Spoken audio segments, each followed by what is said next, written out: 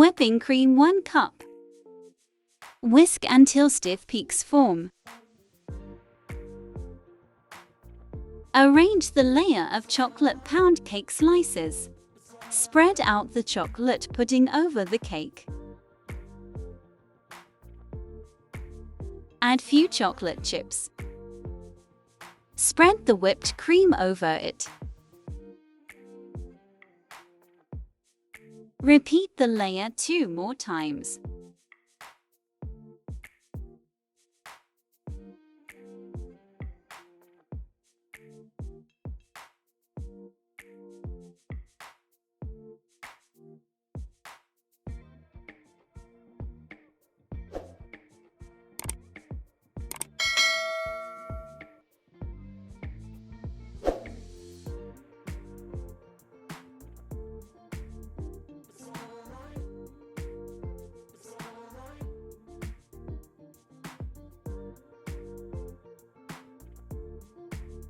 Add chocolate shreds and refrigerate for 4 hours.